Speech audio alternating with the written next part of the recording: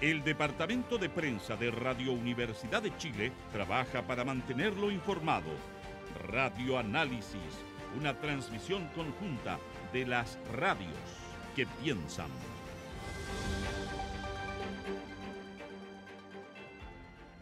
Ocho con 36.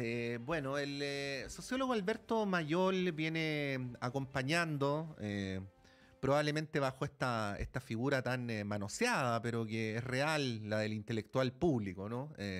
Los procesos políticos en nuestro país desde un poquito menos de 15 años y de ese derrotero han ido quedando libros que nos acompañan desde el derrumbe del modelo en adelante y que hasta el día de hoy son muy leídos. Bueno, entre medio, el año 2020, Alberto escribió un libro que se distingue en general de los demás porque más que hacer una mención específica a la realidad política, social e histórica de Chile, hace una reflexión de carácter más universal respecto al poder a partir de una novela que es El Padrino de Mario Puzo, pero pasada por la trilogía de Francis Ford Coppola, que como los más conocedores de estas dos obras saben, más que novelas y películas, son verdaderos tratados sobre el poder. De ahí derivan las 50 leyes del poder en El Padrino, editado en Chile el año 2020. En aquella ocasión pensábamos y le dijimos a Alberto que este libro tenía todas las características para convertirse en uno de amplia lectura universal o internacional y que esta conversación se produce precisamente por su reedición en España. Tenemos a Alberto Mayol desde Valencia en línea. Alberto, muy buenos días, buenas tardes para ti, gracias por poder conversar sobre este libro. Buenos días, Patricio. Buenos días a todos y a todas. Encantadísimo, como siempre, de estar en la radio de la Universidad de Chile, donde además y mantengo mis pasos vinculados al ejercicio radial. Así es, pues Alberto. Bueno, este libro lo escribiste como ciudadano santiaguino, ¿no? Ahora viviendo en otro país. ¿Cómo lo ves, no? ¿Y cómo ves su pertinencia más allá de las coyunturas puntuales, del lugar donde se vive? En fin, esa reflexión general sobre el Sí, poder. mira, pasa lo siguiente con el libro. Ya, si bien recién salió y de momento más bien los lectores que hay son, y de los que sabemos son aquellos que están en el proceso periodístico de revisión del libro para las entrevistas y todo eso. Em, la verdad es que el libro tiene una característica que es bien interesante y que tenía que ver con el origen de la búsqueda, ¿no? Que era generar conciencia de la importancia del poder como variable en la vida de cualquier persona. Y lo que más ha llamado la atención es que tú explicas una ley, estás hablando de un caso histórico o incluso lo aplico a veces a la política española para hacer la parte pedagógica de la ley. Y muchas personas te dicen, sí, pero esto a mí me resonó algo que me pasó en mi trabajo hace 5 años o algo que me pasó cuando yo tenía 25 años en no sé dónde. Eh, ese tipo de situación eh, es muy interesante porque en el fondo, la gracia, a ver, ¿cuál fuera una de las razones por las cuales decidí darle una operación, entre comillas, más académica a este ejercicio que era más bien lúdico? Esto estuvo durante 10 años sin saber qué hacer con esto. Era un placer hacerlo, pero no sabía qué hacer con el material. No se me había ocurrido convertirlo en un libro, no encontraba que era. Además, uno tiene estas cosas de académico, que es como, Ujú. ¿cómo escribir un libro metodológicamente basado en una película exitosa en Hollywood? Es como una cosa así de una acción de fanático. Entonces, era como inapropiado. Entonces, yo tenía mucho trabajo sobre esto hecho, pero no lo tenía elaborado en forma de ningún formato. Ujú. Y la razón por la cual termino elaborándolo es porque me doy cuenta que efectivamente esto cumple un rol que es distinto al otro gran tratado de poder de la historia, digamos, que es El Príncipe de Ujú. Maquiavelo, eh, donde esos consejos del príncipe están dados a un príncipe, a alguien que ya tiene poder, que va a heredar el poder. Ujú. Esta es una obra que está parte de la premisa de un niño de 9 años en la novela, un poquito más grande en la película, a quien le han asesinado a su padre y a su hermano. En la película se añade, para aumentar el grado de devastación, le asesinan a la madre delante de él y él corre y simplemente se refugia eh, en un puerto, logra salir en el barco y llega a Nueva York, donde no conocía a nadie, no hablaba el idioma, no entendía nada, no sabía ni cómo decir su apellido. Por tanto, cuando le dijeron, preguntaron por el apellido, pensó que le preguntaban de dónde venía y dijo Corleone. Entonces quedó de Corleone, pero él era de Corleone, pero era Ujú. Antolini el apellido. Y este niño tuvo que vérselas con esa realidad, y ante esa realidad logró acumular poder. Entonces, el ejemplo me parecía fabuloso. Por supuesto, si la obra no fueran obras profundamente realistas, la novela y la película no servirían mucho, porque Sí, sencillamente serían, pero como lo son, la verdad es que han sido una herramienta formidable. sí. Alberto, hay una creencia, ya que de alguna manera tú insinúas una diferencia entre cómo opera la vida cuando no se tiene poder y cómo opera cuando se tiene. Hay una creencia, vamos a decirlo así, en aquella parte de la vida que no tiene poder, donde si las personas son amables, carismáticas, respetuosas, incluso no podría decir buenas personas, ¿no? Les debería ir bien, ¿no? Pero bueno, tú en el libro vas planteando cómo, incluso a partir de ciertas consideraciones autobiográficas, que esa fórmula no funciona en el espacio del poder. Y te lo quería preguntar porque vivimos tiempos donde en distintas partes del mundo de repente aparecen muy en boga liderazgos cuyas virtudes serían ser como las personas comunes y corrientes, ¿no? Ser Mm. carismáticas, ser simpáticas, tener un estilo distinto al que originalmente se ha conocido para ejercer el poder. Bueno, cuestiones que tienen que ver con el estilo, con características personales, con ser parecidos a lo que la gente común y corriente es. Y que además muchas veces construyen sus carreras políticas sobre la base de consideraciones más tácticas que estratégicas, ¿no? Y que a veces funciona y da importantes resultados. Bueno, ¿qué decir sobre ese estilo, sobre los límites de ese estilo en consideración a la reflexión que tú has hecho en este libro? Bueno, nombres de líderes que tienen esas características podríamos dar mucho, que cada uno llene los espacios en Sí, blanco como estime. Mm. a ver, mira, yo diría lo siguiente, yo diría que tú dijiste una cosa importante, que son los límites. Mm. Eh, hay tiempos, hay periodos de tiempo en el cual tú no requieres recurrir a la última instancia, en los cuales no están en juego los grandes problemas, los grandes valores, los grandes desafíos, sino que está en juego el día a día. Ese es un tiempo maravilloso en el cual se puede ser bueno, verdadero, casi sin miramientos. Eh, es cómodo ese mundo, pero ese mundo a veces se altera y a veces entonces el escenario es mucho más difícil.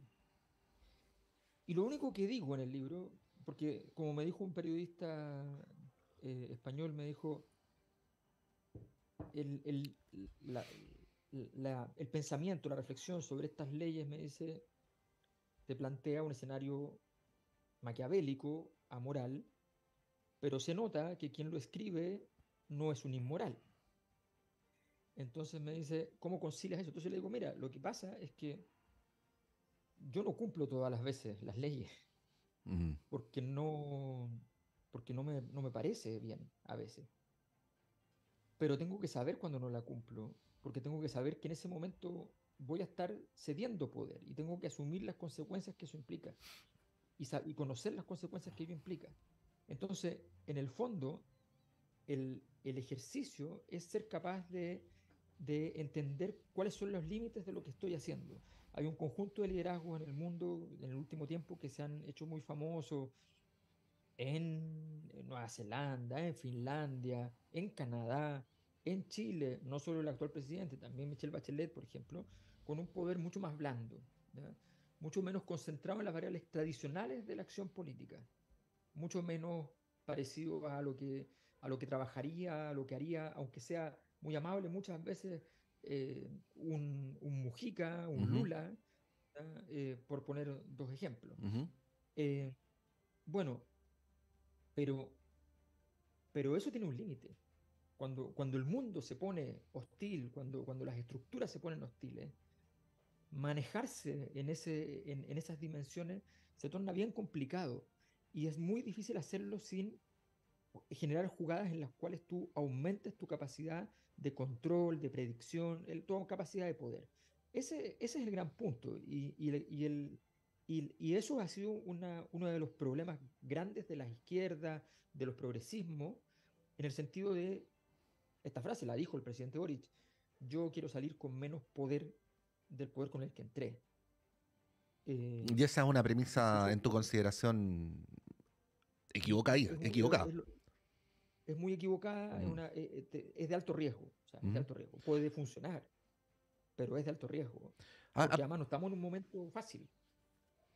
claro, es como...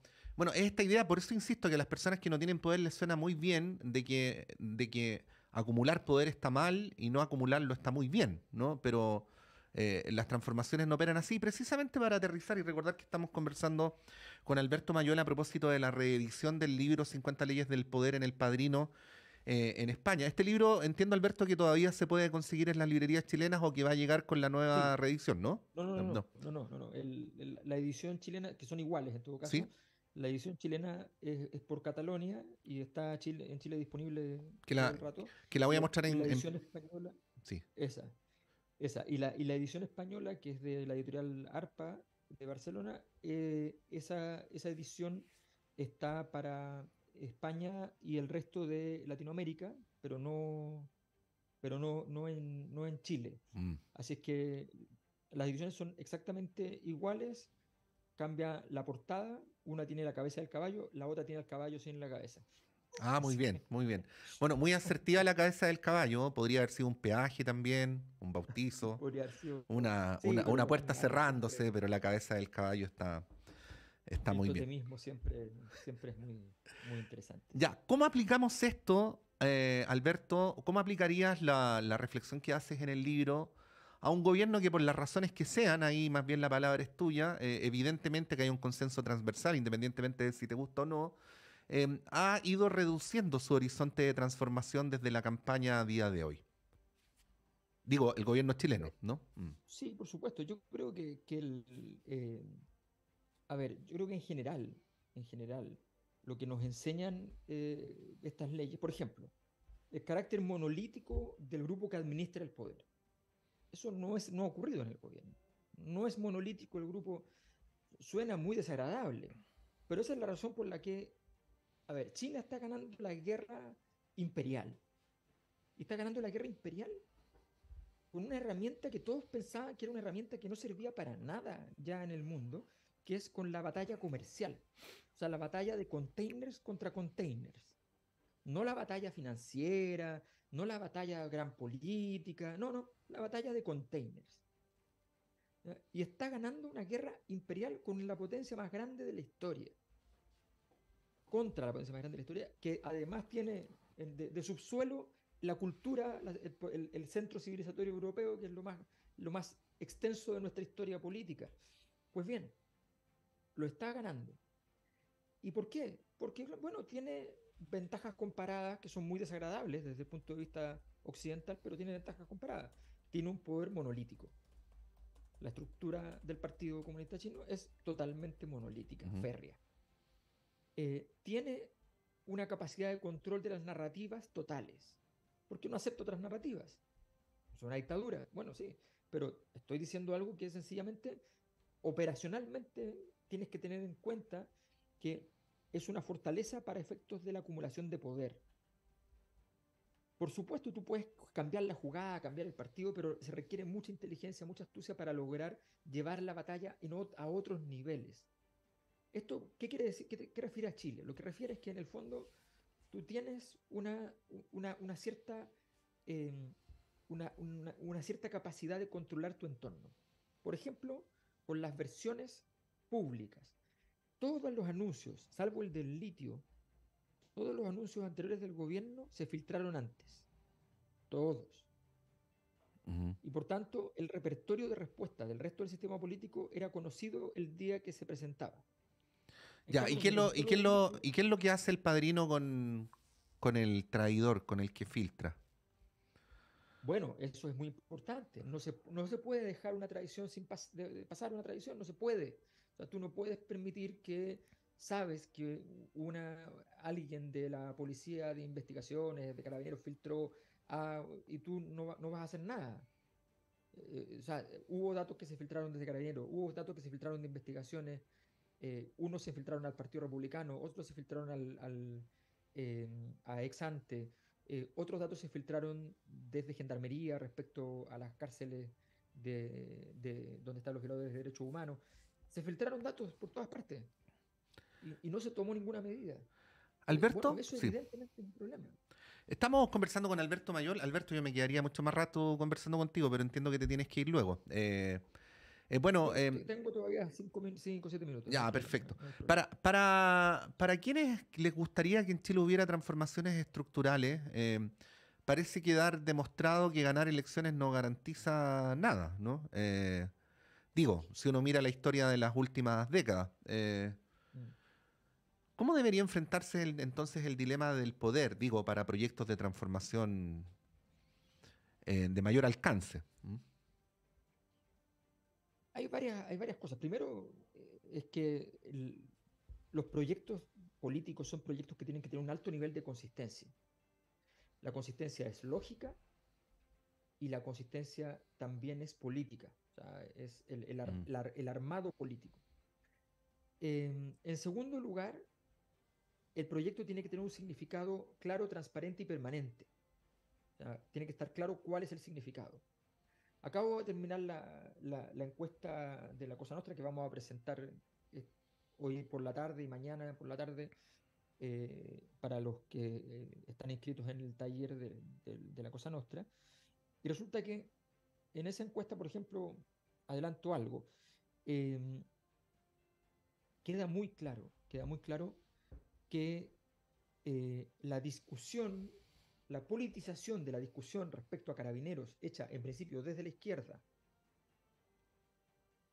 se convirtió en el clivaje principal del sistema político y que ese elemento es el que está hoy día determinando el orden de los discursos y el orden de las estructuras políticas entre las distintas coaliciones y las formas de votar y los valores que imperan en la sociedad.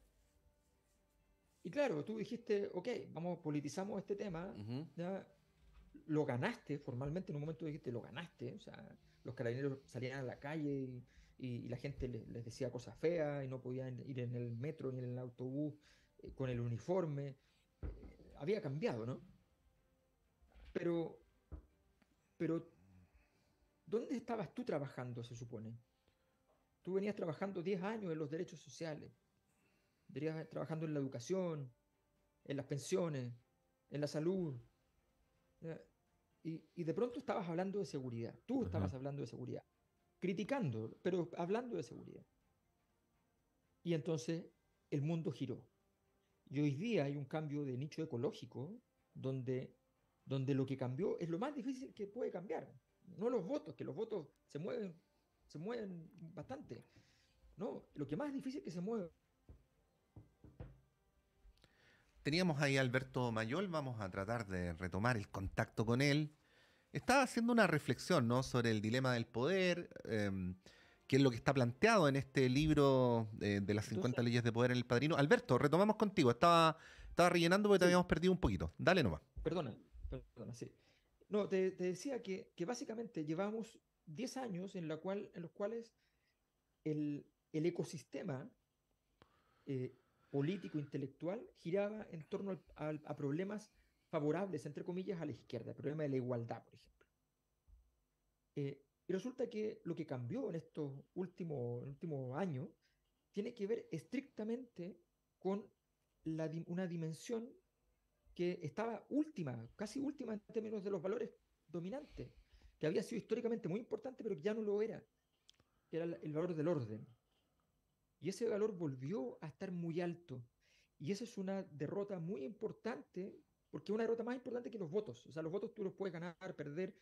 Las elecciones son bien veleidosa muchas veces y los votos blandos se pueden mover por coyuntura, pero los valores no se mueven por coyunturas. Y este momento, esta escena totalmente modificada, es una señal muy clara de que se jugó en un territorio equivocado.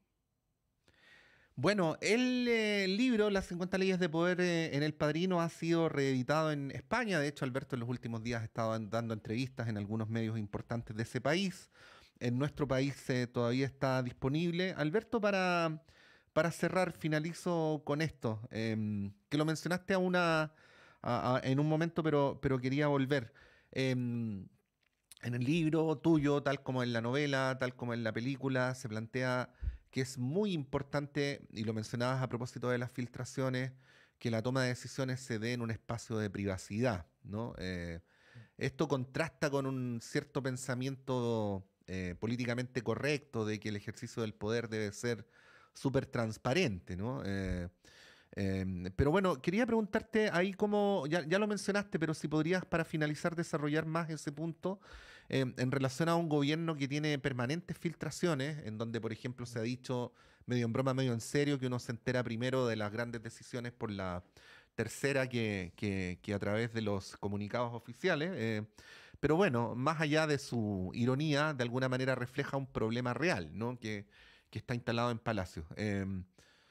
Bueno, es que hay una cosa que, a ver, primero, si ustedes se fijan en la novela es muy notorio, pero también en la película, por ejemplo, la obra tiene, El Padrino tiene una escena muy importante que es el momento en que le ofrecen entrar al negocio de la droga a Vito Corleone, quien dice que no. Ujú, En esa reunión, cuando Vito Corleone llega, tiene una reunión previa, días antes, con Tom Hagen, donde le pregunta y le inquiere respecto a saber todo lo que va a pasar en esa reunión. Le dice, ¿qué me van a ofrecer? O sea, él no quiere llegar a la reunión sin saber qué le van a ofrecer. Como son elegantes y son artistas, no dicen, yo no voy a ir a una reunión si no sé lo que va a pasar. ujú. Hay que darse cuenta que él está planteando, dice, ok, ¿qué me van a ofrecer? Esto. Vaya, me van a ofrecer bastante, dice, está bien. Pero voy a decir que no. Luego, entonces, que el otro tú tienes que saber lo que el otro piensa, lo que quiere hacer. Y el otro no puede saber lo que tú quieres hacer, Ujú, porque si lo sabe, sencillamente va a estar preparado para la escena. ujú, Entonces, esa es la gracia. Ese esquema es muy sencillo. Por eso, cuando sale la estrategia nacional del litio, la derecha da vuelta en círculo. Dice, pero mira, la plata se va a ir a Argentina, pero ¿cómo vas a decir que se va a ir a Argentina si estás diciendo que el clima de negocio es todo? Y que ujú, Chile está perdiendo el clima de negocio. ¿Y qué clima de negocio es menos propicio para hacer negocio que Argentina? ujú. ¿A quién se le ocurre decir una estupidez como esa? Luego dicen, mira, lo que pasa es que los inversionistas locales no van a querer, los inversionistas locales estaban ahí diciendo, pidiendo la palabra para poder negociar a la semana siguiente con el gobierno. O sea, se equivocaron por todo lo alto. Se equivocaron por todo lo alto porque no tenían la información y se afirmaron de cualquier frase para encontrar dónde criticarla. No tenían un trabajo hecho. Eso es así de simple, que no sepas lo que estás pensando y que tú sí sepas lo que los otros están pensando. Ujú.